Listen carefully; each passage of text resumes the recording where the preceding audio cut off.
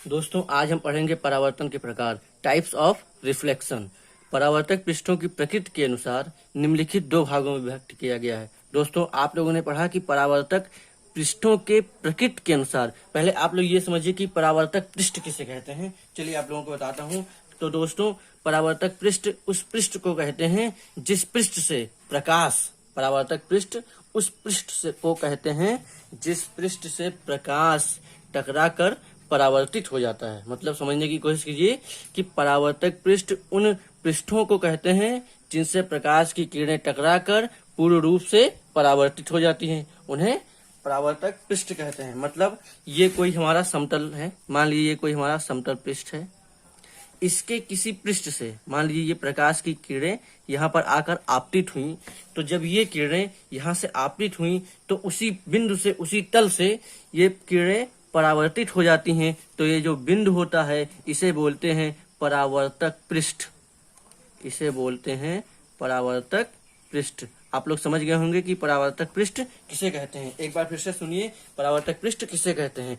परावर्तक पृष्ठ प्रकाश की उन किरणों को कहते हैं जो किसी समतल या किसी चिकने सतह से टकराकर पूर्ण रूप से परावर्तित हो जाती हैं, उन्हें परावर्तक पृष्ठ कहते हैं। और दोस्तों वही के अनुसार, इसी के प्रकृति के अनुसार, यहाँ पर आप लोग देख रहे हैं कि परावर्तक पृष्ठों की प्रकृति के अनुसार निम्नलिखित दो भागों में विभक्त किया गया है। वो कौन कौन से हैं? नियमित परावर्तन, रेगुलर रिफ्लेक्शन, अनियमित या विसरित परावर्तन, इरेगुलर और डिफ्यूज डिफ्रेक्शन।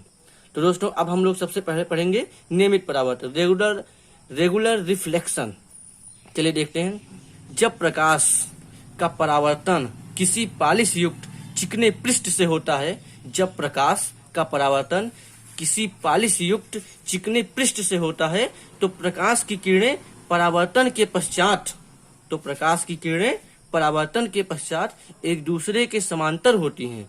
इस प्रकार के परावर्तन को नियमित परावर्तन कहते हैं। आप लोग एक बार फिर से सुनिए, मेरी बात को समझने की कोशिश कीजिए। ये जैसे इसका फिगर मैं आप लोगों को दिखा रहा हूँ, ये देखिए क्या हो रहा है। आपतित किरणें आ रही हैं किसी, यहाँ पर आप लोगों ने देखा ये कि कहा चिकने पृष्ठ, यहाँ पर चिकने पृष्ठ से तात्पर्य है चिकने तल से। ये जो आप देख रहे हैं ये हमारा एक चिकना तल है। आप लोग जो देख रहे हैं ये चित्र में दिखाया गया अच्छे से कि ये हमारा चिकना तल है, ठीक है। और इसी चिकने तल से ये आपतित किरणें आती हैं और फिर उसी माध्यम में परावर्तित हो जाती हैं। तो आप लोग देख रहे होंगे ये किरणें जो आ रही हैं वो एक दूसरे के समांतर परावर्तित हो रही हैं।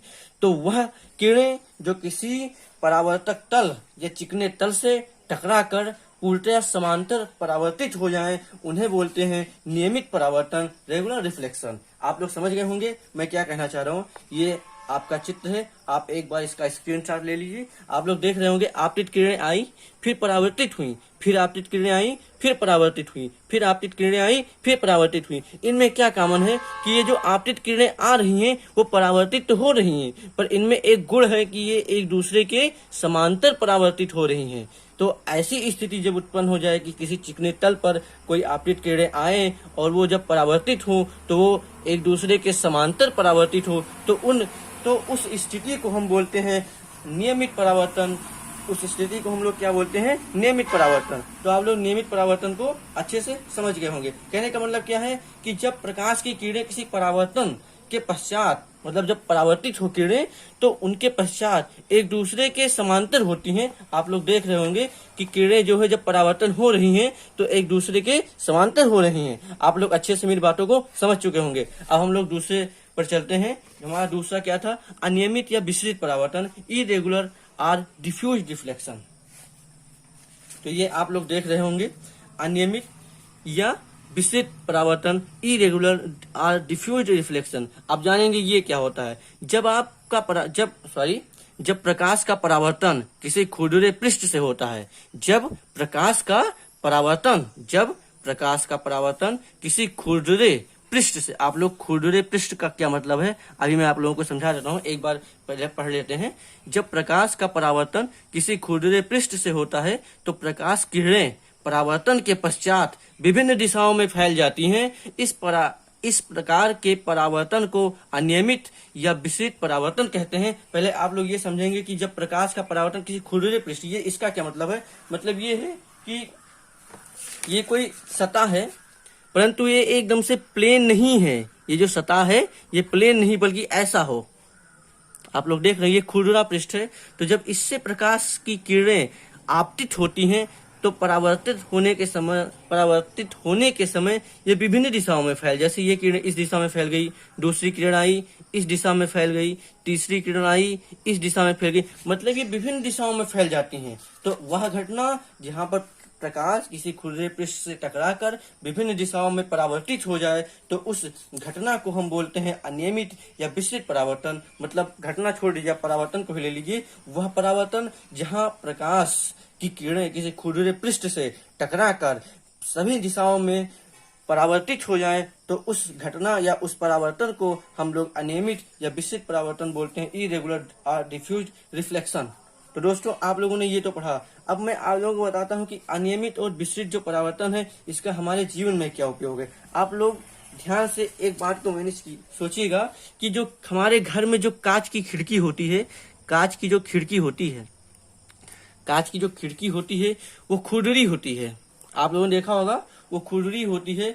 यदि वो खुरदरी होती है तो उसका कारण क्या होता है? यदि कोई कांच की खिड़की है वो खुरदरी है तो हमारे आंखों को प्रकाश की रोशनी से बचाता है, क्योंकि खुरदरी कांच में जब प्रकाश आपतित होता है तो किसी एक दिशा में न जाकर बल्कि विभिन्न दिशाओं में फैल जाता है। तो इसलिए खुरदरी खिड़की होना भी बहुत जरूरी है। जैसे आप लोग देखते हैं कि आप लोगों ने देखा होगा कोई भी चीज ले लीजिए, जैसे घिसा हुआ कांच, आप ले लीजिए घिसा हुआ कांच, क्या घिसा हुआ कांच ले लीजिए आप, खिड़की में भी कांच ही लगा होता है, घिसा हुआ कांच ले लीजिए। उससे जब आप प्रकाश को किरणों को आपतित करें, उससे जब आप प्रकाश की किरणों को आपतित करेंगे तो उसकी जो किरणें होंगी वो सभी दिशाओं में फैल जाएंगी। तो इस परावर्तन को हम क्या कहते हैं?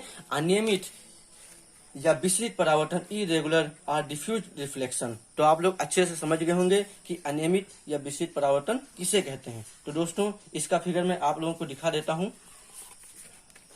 ये देखिए इसका फिगर आप लोग देख रहे होंगे चित्र में, अनियमित या विस्तृत परावर्तन के चित्र आप देख रहे हैं। ये आपतित किरणें आई और फिर इस दिशा में चली गई, जब दूसरी किरणें आई तब इस दिशा में चली गई, और तीसरी किरणें आई तो इस दिशा में चली गई, और चौथी किरणें आई तो फिर इस दिशा में चली गई। हमारे कहने का मतलब यही है कि जब प्रकाश किसी खुरदरे पृष्ठ से टकराता है, यानी जब प्रकाश की किरणें किसी खुरदरे पृष्ठ से टकराती हैं तो वो विभिन्न दिशाओं में परावर्तित हो जाती हैं। तो इस परावर्तन को अनियमित या विस्तृत परावर्तन कहते हैं, इरेगुलर और डिफ्यूज्ड रिफ्लेक्शन कहते हैं। तो दोस्तों आप लोग समझ गए होंगे। एक बार स्क्रीनशॉट जल्दी से लीजिए चित्र का, मैं आप लोगों को स्क्रीनशॉट का मौका दे रहा हूं, आप जल्दी से इसका स्क्रीनशॉट लीजिए तो हम आगे चलते हैं। तो दोस्तों हम लोगों ने ये तो पढ़ लिया परावर्तन के प्रकार। अब हम लोग पढ़ेंगे परावर्तन के नियम। दोस्तों अब पढ़ेंगे परावर्तन के नियम। आप लोग देख रहे होंगे परावर्तन के नियम, लॉ ऑफ रिफ्लेक्शन। समतल पृष्ठ से परावर्तन के निम्नलिखित दो नियम होते हैं। समतल दर्पण, सॉरी गलती होगी, समतल दर्पण से परावर्तन के निम्नलिखित दो नियम होते हैं। पहले आप लोग जानेंगे समतल दर्पण क्या होता है। तो आप लोग देख रहे होंगे ये क्या था, ये समतल दर्पण ही था। एक तरफ चिकना है, दूसरी तरफ पॉलिश किया हुआ है। यदि ऐसा हो तो उसे समतल दर्पण बोलते हैं। आप लोग समझ गए होंगे। चलिए देखते हैं। तो इसके दो नियम है। प्रथम नियम फर्स्ट लॉ, सेकंड द्वितीय नियम सेकंड लॉ। तो आप लोग पहले देखेंगे फर्स्ट नियम। फर्स्ट लॉ क्या है? आपतित किरण, परावर्तित किरण तथा आपतन बिंदु पर डाला गया लंब तीनों एक ही तल में होते हैं या एक ही पृष्ठ पे होते हैं। आप लोग समझने की कोशिश कीजिए कि आपतित किरणें, आप लोग देखिए यहाँ पर, ये जो आपतित किरणें होती हैं और ये जो परावर्तित किरणें होती हैं तथा आपतन बिंदु तीनों एक ही लंब पर होते हैं, एक ही तल में होते हैं। तो आप लोग समझ नहीं पाए होंगे। मैं एक बार थोड़ा इसको क्लियर करता हूँ कि ये क्या कहना चाह रहा है। इसके कहने का मतलब ये है दोस्तों कि आप लोग समझ रहे होंगे मैं क्या कहना चाह रहा हूँ। 1 मिनट मैं बता रहा हूँ। चलिए इसमें देखिए, आप देखिएगा, ये आपतित किरणें, ये मान लीजिए हमारा कोई समतल दर्पण है, ठीक है। इसके एक सतह पर पॉलिश किया गया है, ठीक है। तो जब आपतित किरणें आएंगी, ठीक है, आपतित किरणें आई और मान लीजिए कोई प्रकाश का परावर्तन ही आप पढ़ रहे हैं। पिछले लेक्चर में मैंने बताया था कि जब आपतित किरणें आती हैं तो उसी माध्यम में लौट जाती हैं, मतलब आपतित किरणें आती हैं उसी माध्यम में वापस परावर्तित हो जाती हैं। तो इन तीनों के बीच में एक लंब डाल दिया जाए, इन तीनों के बीच में एक लंब डाल दिया जाए, एन जिसे बोलेंगे, इसे कहते हैं अभिलंब। आप लोग ध्यान से देखिएगा, इसे बोलते हैं अभिलंब। और ये क्या था, ये हमारा है आपतित किरणें, और ये क्या है, आप लोग समझ चुके हैं मैं क्या कहना चाह रहा हूँ। लेक्चर में सब कुछ आप लोग पिछले लेक्चर को देख लीजिए अगर समझ में ना आया हो तो, ठीक है।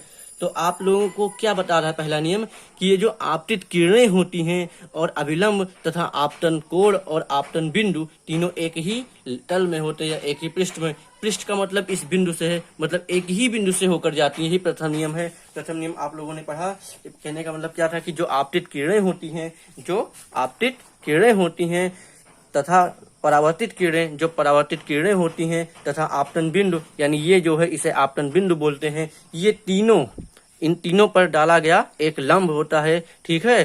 डाला गया लंब तीनों एक ही तल में होते हैं। आप लोग एक बार मेरी भाषा में सुनिए कि आपतित किरण, परावर्तित किरण तथा आपतन बिंदु पर डाला गया लंब तीनों एक ही तल में होते हैं। आप लोग ध्यान दीजिए, तीनों एक ही तल में होते हैं, तीनों एक ही तल में होते हैं, इस बात को याद रखिएगा। एक ही तल का मतलब होता है एक ही बिंदु से होकर जाते हैं। तो आप लोग अच्छे से समझ गए होंगे प्रथम नियम क्या है, ठीक है। अब द्वितीय नियम, सेकंड लॉ, आपतन कोण। आपतन कोण आयु सदैव परावर्तन कोण आर के बराबर होता है, अर्थात कोण आई बराबर कोण आर। ये क्या मतलब होता है, आप लोग यहाँ फिगर में देखिए, ये आपतित किरणें आई, यहाँ पर परावर्तित हो गई, इन पर एक लंब डाला गया, तो इन दोनों के बीच एक कोण बन गया। ये देखिए, ये कोण बना, इस कोण को हम आई से प्रदर्शित करते हैं, आपतन कोण बोलते हैं। इस कोण को आर से प्रदर्शित करते हैं, इसे परावर्तन कोण बोलते हैं। तो इन कोणों का जो मान होता है वो बराबर होता है। यही बताया गया दूसरे नियम में कि जो कोण आई होता है वो इक्वल टू कोण आर होता है। तो आप लोग द्वितीय नियम भी अच्छे से समझ गए, ठीक है। फिर से देखिए, द्वितीय नियम, सेकंड लॉ, आपतन कोण आई सदैव परावर्तन कोण आर के बराबर होता है, अर्थात कोण आई बराबर कोण आर। तो दोस्तों, यदि वीडियो आपको अच्छा लगा हो तो लाइक कीजिए, सब्सक्राइब कीजिए। कल हम लोग पढ़ेंगे इसके आगे, ठीक है। यदि कुछ ना समझ में आया हो तो कमेंट बॉक्स में आप जरूर बताएं। मैं आप लोगों को एक क्विक रिवीजन दे रहा हूं, आप लोग समझने की कोशिश कीजिए, देखिएगा। दोस्तों, मैं परावर्तन के नियम को एक बार रिवीजन कर रहा हूं क्योंकि ये बहुत इंपॉर्टेंट है, ठीक है। देखिए, परावर्तन का नियम क्या होता है। ये कोई समतल दर्पण है, ठीक है। यहाँ से आपतित किरणें आएंगी और उसी माध्यम में क्या हो जाएंगी, परावर्तित हो जाएंगी। इन पर यदि एक अभिलंब डाल दिया जाए, क्या डाल दिया जाए, अभिलंब, और ये क्या हो, पालिश की सतह हो, तो क्या होगा कि आपतित किरण, परावर्तित किरण तथा अभिलंब तीनों एक ही तल में होते हैं, मतलब एक ही बिंदु से होकर जाते हैं, ठीक है। आपतित किरण तथा परावर्तित किरण तथा अभिलंब तीनों एक ही तल में होते हैं, मतलब एक ही बिंदु से होकर जाते हैं। और इन अभिलंब के कारण यहाँ पर एक कोण बन जाता है, जिसे बोलते हैं आपतन कोण, इसे बोलते हैं परावर्तन कोण। तो ये जो दोनों कोण होते हैं, इन दोनों का मान बराबर होता है, मतलब अगर कोण आई का मान 30 अंश है तो कोण आर का मान भी 30 अंश ही होगा। आप लोग समझ रहे होंगे मैं क्या कहना चाह रहा हूँ, कि मतलब दूसरा नियम हमारा, जो ये तो पहला नियम हो गया, और यहाँ से दूसरा नियम बनकर आता है कि कोण आई इक्वल टू कोण आर। तो बच्चों, आप लोग अच्छे से समझ गए होंगे मैं कहना क्या चाह रहा हूँ। तो दोस्तों, यदि वीडियो अच्छा लगा हो तो लाइक कीजिए, सब्सक्राइब कीजिए और शेयर कीजिए। मैं रेगुलर आपको ऐसे ही वीडियो बनाकर भेजता रहूँगा। दोस्तों, इस समय मैं बहुत छोटे छोटे वीडियो बना रहा हूँ। 2-3 दिन बाद मैं 50-50 मिनट, 60-60 मिनट का वीडियो आपको प्रोवाइड करूँगा। तो दोस्तों, देखते रहिए, पढ़ते रहिए। बेस्ट ऑफ लक, धन्यवाद।